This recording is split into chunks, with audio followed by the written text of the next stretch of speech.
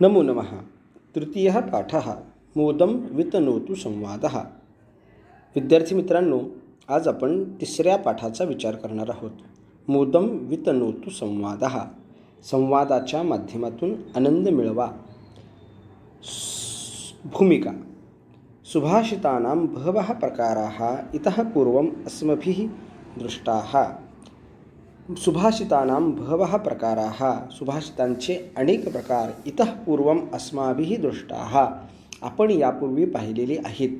अत्र विशिष्य संवादमयानी सुभाषितानी संगृहीतानी. येथे काही विशिष्ट संवाद आपल्याला एकत्रित केलेले पाहायला सापडतात. म्हणजेच काही विशेष अशा पद्धतीचे संवाद सुभाषिताच्या माध्यमातून एकत्र केलेले आहेत. कोणकोणते आहेत? देवताद्वयस्य देवता मनुष्ययोः पक्षिणोः रोचकाः संवादाः सुभाषितेषु दृश्यन्ते. देवताद्वयस्य, दोन देवतांचे.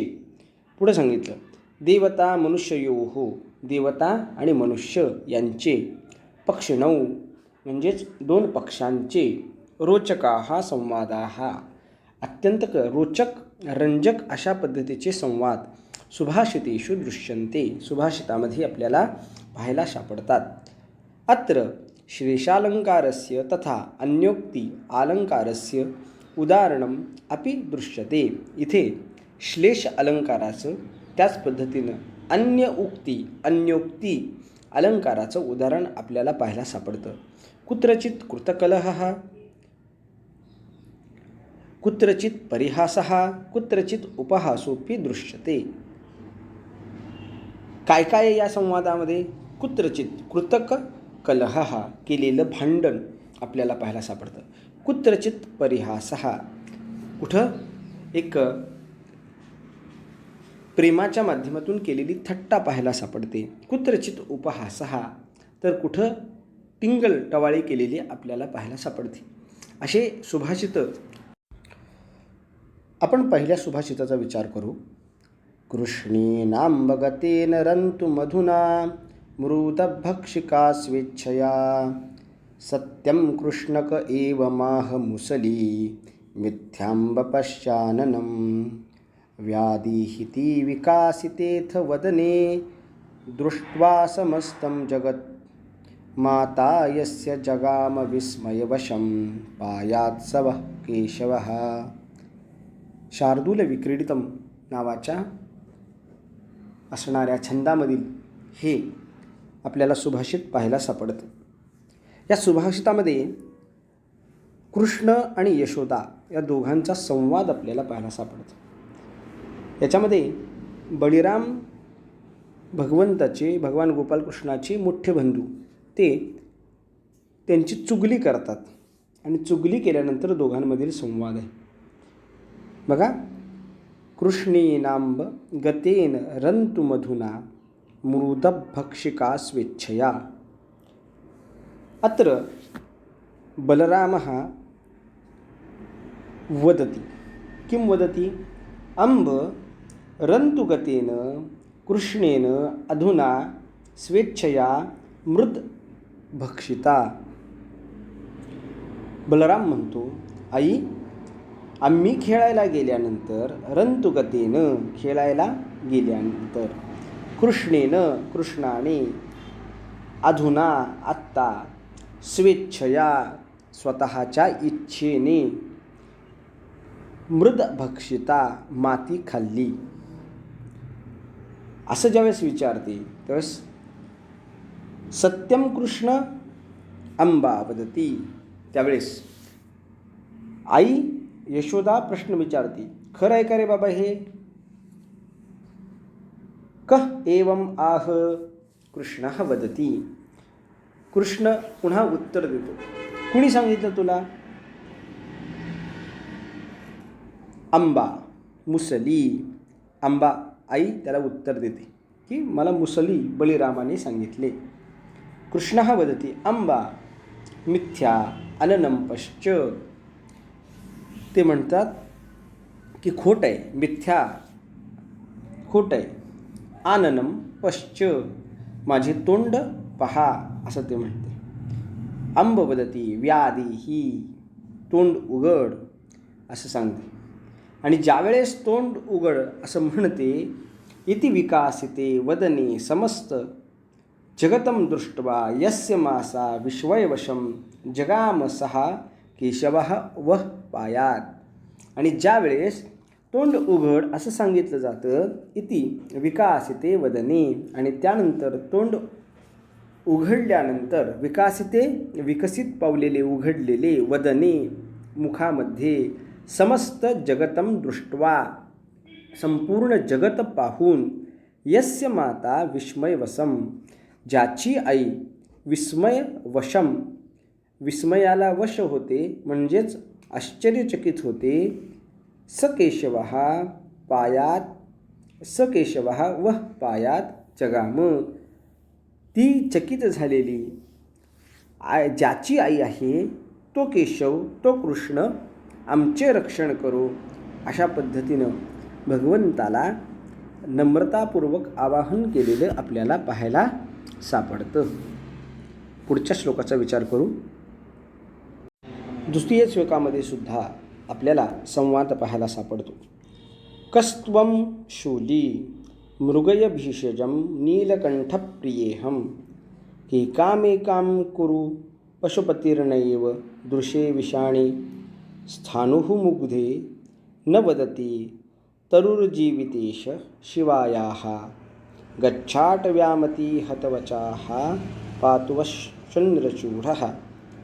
मंदाक्रांता नावाच्या छंदामध्ये पुढचा असणारा श्लोक आहे. या श्लोकांमध्ये दोघांचा उभयतांचा संवाद आहे.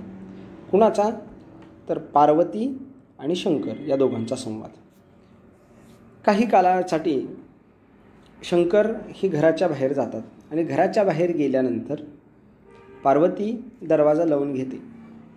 पार्वती मातेने ज्यावेळेस दरवाजा लावलेला असतो त्यावेळेस काही काळानंतर भगवान शिवशंकर पुन्हा घरामध्ये येतात आणि घरामध्ये आल्यानंतर घराचं दार ठोठवतात. दार ठोठवल्यानंतर दोघांमध्ये संवादाला सुरुवात होती.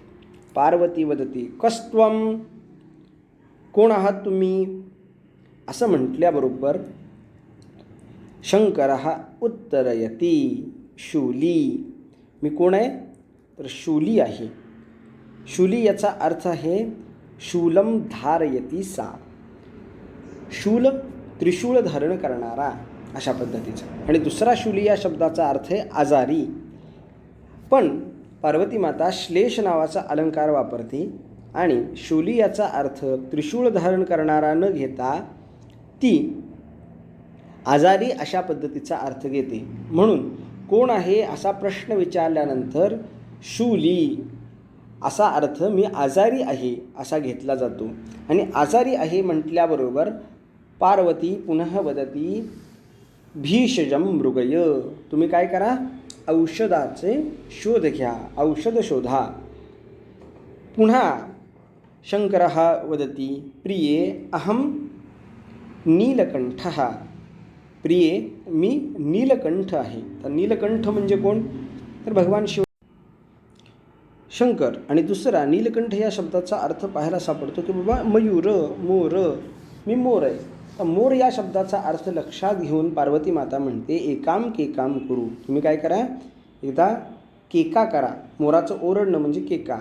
तू काय कर मोरासारखं ओरडून दाखव असं म्हटलं जातं. पुन्हा शंकर म्हणतात पशुपती ही मी पशुपती आहे. पशुपती या शब्दाचे सुद्धा दोन अर्थ आपल्याला पाहायला सापडतात. एक पशुपती या शब्दाचा अर्थ आहे भगवान शिवशंकर आणि दुसरा आहे ते वृषभ म्हणजे बैल.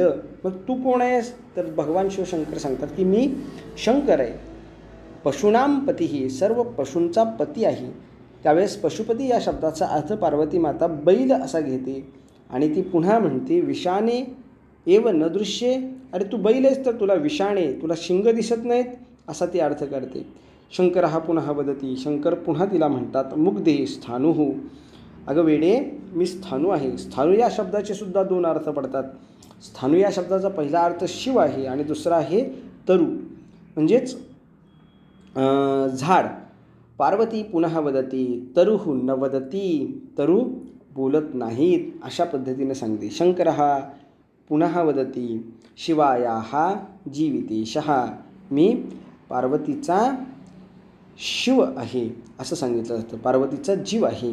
त्यावेळेस या ठिकाणी सुद्धा अर्थ घेत असताना ती दुसऱ्या पद्धतीचा अर्थ घेते की पार्वतीचा शिव असं म्हणण्याचा अर्थ, शिव या शब्दाचा अर्थ कोल्ही असा घेते. मग कोल्ही असं म्हटल्याबरोबर पार्वती माता पुन्हा वदती अटव्याम गच्छ.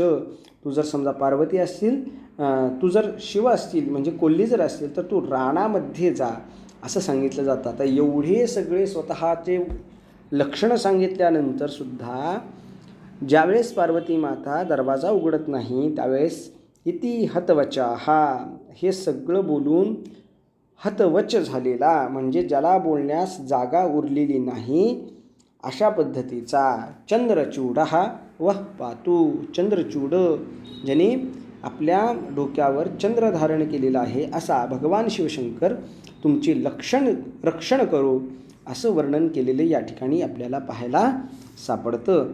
बघा, एकाच असणाऱ्या शंकराची अनेक नावं यातून आपल्याला पाहायला सापडतात आणि प्रत्येक नावाचा पार्वती मातेनं श्लेषालंकाराच्या माध्यमातून वेगळा अर्थ घेतलेला आहे आणि त्या माध्यमातून ती वेगळं त्याला बोलते आणि हतवचा हा शेवटी त्याला बोलण्यास निरुत्तर करते. असा या दोघांचा संवाद आपल्याला या ठिकाणी पाहायला सापडतो. आता आपण तिसऱ्या श्लोकाचा विचार करणार आहोत. कस्त्वं लोहितलोचनास्य चरणौ हंसः कुतो मानसा किं तत्रास्ते सुवर्णपङ्कज वनान्यंभ सुधासन्निभं रत्नानां निचयः प्रवालमानयोः वेतुर्यरोहाः क्वचित् शम्भुका अपि सन्ति नेति च बकैराकर्ण्य ही कृतं. शार्दूल विक्रीडितम नावाच्या या छंदामधील हा श्लोक आपल्याला पाहायला सापडतो. म्हणजे अगदी एखाद्या मोठ्या व्यक्तीला श्रेष्ठ अशा पद्धतीच्या भोगाची सवय असते आणि दुसऱ्या एखाद्या कनिष्ठ व्यक्तीला किंवा शूद्र वृत्ती धारण करणाऱ्या व्यक्तीला कनिष्ठ भोगांची सवय असते. त्या कनिष्ठ भोगाच्या सवय असणाऱ्या व्यक्तीला ज्यावेळेस आपण अत्यंत उच्च ठिकाणी न्यायचा प्रयत्न करतो त्यावेळेस क्षुल्लक गोष्टींचा विचार ते कसा करतात ते या ठिकाणी आपल्याला पाहायला सापडतं. हा संवाद आहे दोघांच्या पक्षांमधला. बक आणि राजहंस या दोघांमधला संवाद आहे. बका हा वदती लोहित लोचन अस्य चरणः कत्वं कः. एक राजहंस उडत उडत मानस सरोवराच्या पासून खाली आलेला असतो आणि खाली आल्यानंतर एका शूद्र असणाऱ्या डबक्याच्या ठिकाणी तो पाहतो. तर वरून पाहताना त्याला दिसतं की आपल्यासारखेच काही पक्षी या ठिकाणी आहेत म्हणून तो खाली उतरतो आणि खाली उतरल्यानंतर त्याला कळतं की हे बगळे आहेत. आता बगळ्यामध्ये आणि त्यांच्यामध्ये संवाद सुरू होतो. बगळ्यांनी राजहंस पहिल्यांदा पाहिलेला असतो. ते बगळे राजहंसाला विचारतात लोहित लोचन अस्य चरणः त्वं कः. तू कोण आहेस? की ज्याचे लोहित लोचन की ज्याचे डोळे लाल आहेत, लोहित अस्य की ज्याचं तोंड लाल आहे, लोहित चरण की ज्याचे पाय लाल आहेत, असा तू कोण आहेत असं ज्यावेळेस विचारलं जातं त्यावेळेस हंसः वदती अहम हंसः, मी हंस आहे. बकाः पुनः वदती कुतः, कुठून आलास बाबा तू? हंसः वदती मानसात, मी मानस सरोवरातून आलेलो आहोत. बकाः पुनः तं वदती तत्र किमस्ति, तिथं काय आहे बाबा?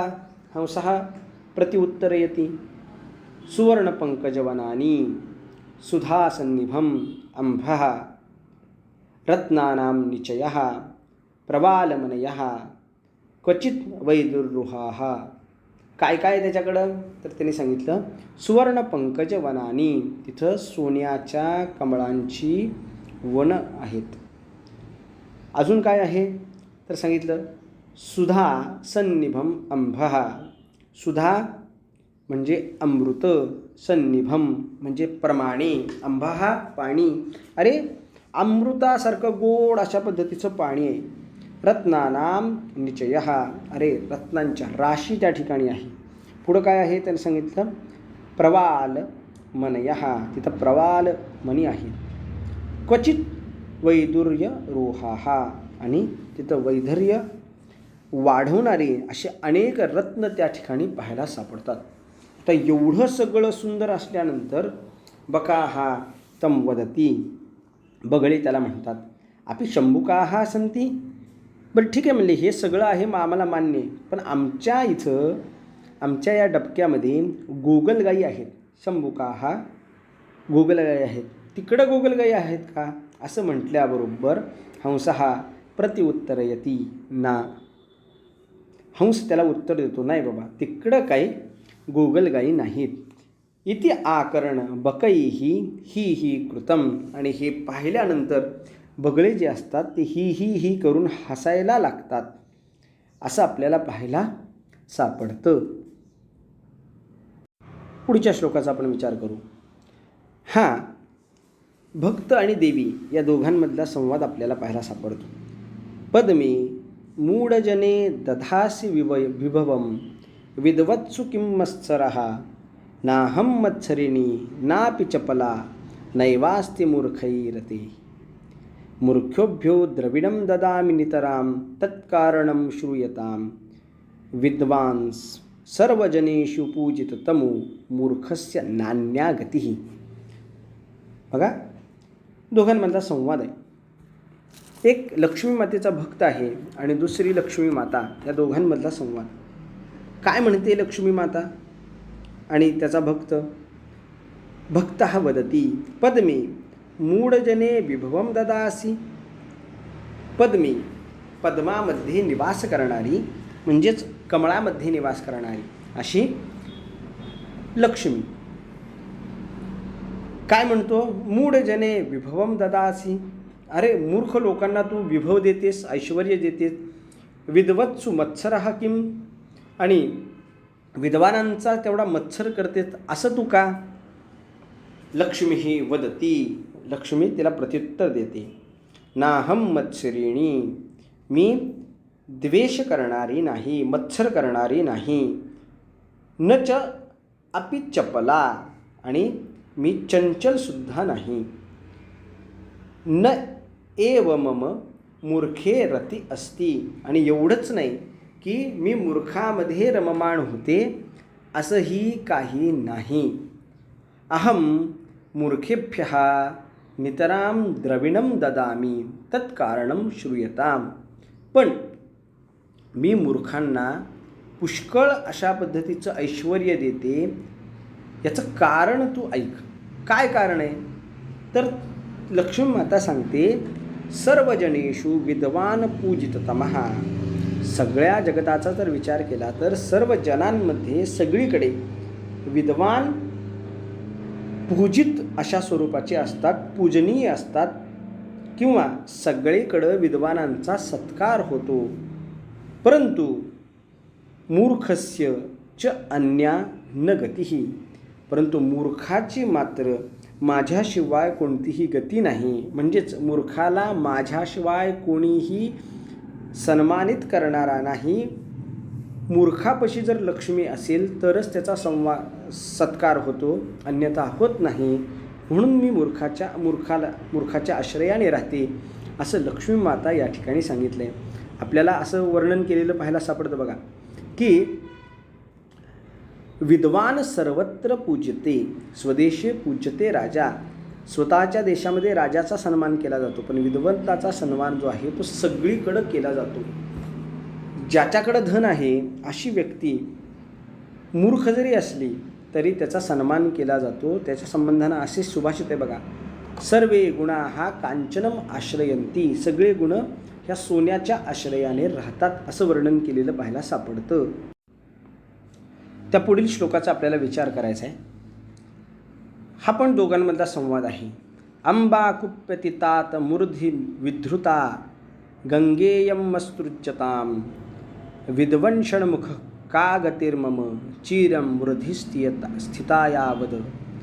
उपावेशवशाद अशेषवदनैः प्रत्युत्तरं दत्तवान् अंबोधी जलधी पयोधी उदधी वारान्निधी वारिधी. या श्लोकाचा आपण इयत्ता 9वीला विचार केलेला आहे आणि तोच श्लोक पुन्हा आपल्याला या ठिकाणी पाहायला सापडतो. दोघांचा संवाद आहे. एक षडमुख म्हणजे असणारा 6 मुखे धारण करणारा असा कार्तिकेय आणि त्याचे वडील म्हणजेच भगवान शिवशंकर या दोघांचं. षडमुखः वदती तात अंबा कुप्यती मूर्धी विधृता इयं गंगा विसृज्यताम. घरगुती भांडणं आहेत, त्या भांडणांचा उल्लेख या ठिकाणी केलेला आहे. तात अंबा कुप्यती, वडिलांना म्हणतो बाबा आई रागवते. का रागवते? अतः मूर्धी विधृताम इयं गंगा विसृज्यताम. का रागवते? तर डोक्यावर गंगा घेतली म्हणून. काय करा? मूर्धी विधृता इयं गंगा विसृज्यताम. तुम्ही डोक्यावर धारण केलेल्या गंगेला सोडून द्या, असं तो म्हणतो. शंकरः वदती विद्वान षण्मुख. शंकर त्यांना म्हणतात, हे विद्वाना, हे षण्मुखा, कार्तिकेया, मम ऊर्ध्वीं चिरं स्थितायाः गंगा का गती वद.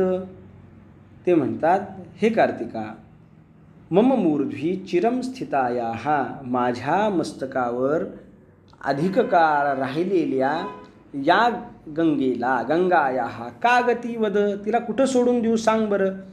असं ज्यावेळेस म्हटलं जातं त्यावेळेस 6 तोंडाचा असणारा हा कार्तिकेय कोपावेशवशात, क्रोधाच्या आवेशामध्ये येऊन काय करतो? अशेष वदनैही, कोणतंही मुख शिल्लक न ठेवता सर्व मुखांच्या माध्यमातून प्रत्युत्तरम दत्तवान. ते प्रत्युत्तर देतो. कोणतं उत्तर देतो? 6 तोंडाच्या माध्यमातून 6 वेगवेगळे शब्द निघतात, परंतु त्या 6 वेगवेगळ्या शब्दाचा अर्थ मात्र एकच असलेला आपल्याला पाहायला सापडतो. पयोधी, पुढं पयोधी, उदधी, अंबोधी, जलधी, वारिन्निधी, वारिधी, हे 6 शब्द उच्चारले जातात. कोणते? तर पहिल्यांदा सांगितलं अंबोधी, जलधी. अंबोधी, अंबोधी म्हणजे समुद्र. सगळ्याकडे धी म्हणले की धारयती ही आपण लावायचं. धारयती, धारयती, अंब धारयती, जल धारयती, पय धारयती, उद धारयती, वारान धारयती, वारी धारयती. बघा, सगळ्याचा अर्थ धारण करणारा. आणि पुढचे जे शब्द आहेत अंब, जल, पाय, उद, वारान आणि वारी, ह्या सगळ्याचा अर्थ पाणी. अंबोधी, पाणी धारण करणारा समुद्र. पुढं जलधी, जलधी हे सुद्धा समुद्राचं नाव आहे. पयोधी, उदधी, वारान्निधी आणि वारिधी, या सगळ्याचा अर्थ आहे की कुठं सोडा? तर समुद्रामध्ये सोडा, असं वर्णन केलेलं आपल्याला पाहायला सापडतं. कुठं सोडा? तर 6 वेगवेगळे शब्द 6 वेगवेगळ्या मुखाच्या माध्यमातून उच्चारले, परंतु 6 वेगवेगळ्या असणाऱ्या शब्दाचा अर्थ मात्र एकच आहे, तो म्हणजे समुद्र आहे, असं वर्णन केलेलं आपल्याला पाहायला सापडतं.